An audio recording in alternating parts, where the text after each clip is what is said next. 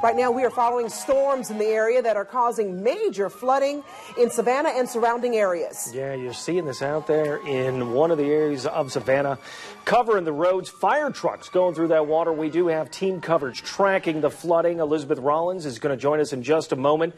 She is checking out some of the scenes for us. But first, Dave Turley will tell us more about the rain coming in, and are we done for the time being, Dave? It looks like the greater Savannah region is pretty much over with. What prompted all that flooding is a lot of heavy rain coming down in about an hour's time. About 2 to 3 inches of rain here right along the south side Savannah area, heading into parts of the downtown east side of Savannah over towards Whitmarsh Island. That's the heavy rain we had in the Chatham County. We also had a lot of heavy rain here east of 170 into Beaufort County. 2 to 4 inches of rain there. We had some localized flooding. Thankfully, all the rain on our Safety and Security First Alert Live radar is pretty much gone for Beaufort County and into Chatham County. Maybe just a few sprinkles to get down into Richmond Hill. Right now, all we're tracking is a little bit of thunder right over the Servancy area. Nothing severe. That's going to be raining itself out here, it looks like, in the next couple of hours. And the rest of the area, drying it out. Still got a flooding concern as we slowly start to drain things out in the downtown Savannah area. But if you're heading out downtown, make sure you're aware that some of the streets could still be flooded for the next short while or so. But that is going to be improving. The weather is drier air. I think we'll have a nicer evening coming up and a good start to the weekend, but more storms are possible. We'll talk about that in our 7-day forecast coming up here at about 7:21. And we did have reports of that funnel cloud. The SEMA reported that we had a funnel cloud sighting. We went back and looked on our overhead sky cam, did a little time lapse. It looks like we caught the funnel cloud right there, reported near Highway 17 in the Dean Forest area. Didn't do any damage, but it had a brief little bit of rotation right there, as we can see there. Thankfully, no other reports of any damage. We don't expect any more severe weather in here, and conditions should start to get much better as we go on through the rest of the evening. You can check out the flooding videos and that funnel cloud at WTOC.com, right there on our main page. Elizabeth Rollins here at the live desk. We're getting a lot of pictures and videos that viewers are sending us within the last couple of minutes. We want to show you some video that we found on Facebook, the Ardsley Park Open Chat Facebook group. Someone posted in there just a few minutes ago that this is video from Abercorn near 61st and 64th Street.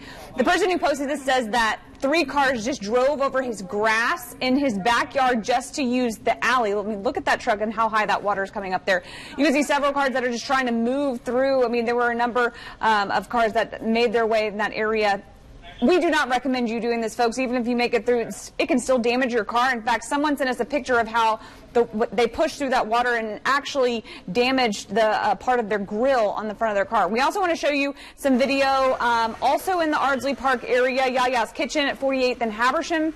It looks like their restaurant obviously flooded inside. You can see them kind of mopping up. This is video that our Ken Griner sent to us.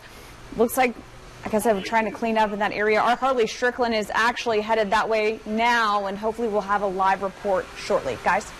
Well, we sure are. Our Harley Strickland, I keep calling her that, pardon me, Harley, has now made it to Yaya's in Ardsley Park, and it's really a mess over there, isn't it? Dawn, it sure is. Now, driving over here to this area, some roads are opening back up, and some of this water on the road is disappearing, which is a great thing. And as you can see, the sun's peeking through those clouds. But like she said, I am at the intersection of Habersham and East 48th Street, and I'm here with the owner of Yaya's Kitchen. So I see there's some water inside. Yes, there is. Unfortunately, when the storm started hitting, I called 311, the city's line, trying to see if someone can come over and put some barricades, because one of the biggest problems we have is cars coming through here. When they come through and the place gets flooded, because all the drainage comes to this corner from Washington. So at that time, couldn't get through the city line, called 911 and told them, I says, can someone from the police department get someone over here? Which no one did come by, and with that, traffic constantly comes through here. And when the wakes come in, we get the water. So you're cleaning up now, and I see some fans. Yeah, we're cleaning up because of the drive-through traffic. Plus, for those who've lived in Savannah know Ardsley's always been a problem. And what's frustrating at times is they always talk about addressing the problems in Ardsley, but you always watch the news and all the focus is downtown, tourists, downtown stadiums, arenas. But here's the problems in your communities. Right here in this area. Exactly. Correct. All of Ardsley Park, and they were supposed to have had all this taken care of with all these projects, and so far, here we are. We're still in the flood. Well, hopefully we can get that fixed soon. Now, I know we've got to head on over to another area, but we will keep you updated on these areas and these road closures. And like I said, please be careful in this water. Live in Savannah, Harley Strickland, WTOC News. Toombs County officials closing nearly a dozen roads because of flash flooding. Well, take a look at these pictures. Dirt roads are being washed out. Our Bureau Chief Dal Kennedy is there with a closer look at all the damage.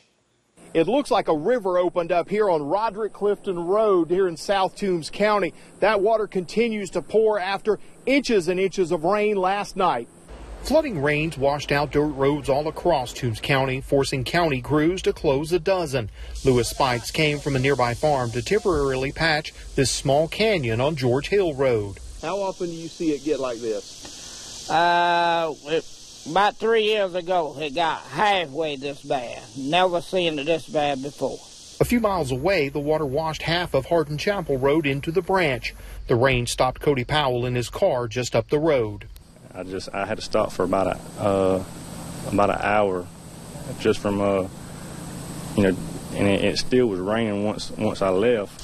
County leaders say they can't start repairs until next week, when they can get heavy grading equipment out here without making bad situation even worse. So you have to wait till the road dries out some so you can drop that blade down and get a firm footing underneath it. They've made all but 3 damaged roads passable for now. Moore urges people to use caution where the water remains. We at this motto, turn around, don't drown, don't go through that. You might have lived there for 100 years, but you don't know how deep that water is. The road crews can only wait until all this water gets out of here and goes downstream before they can begin looking at the damage underneath. What they hope is we don't see more rain to come. In Toombs County, Dal Kennedy, WTOC News.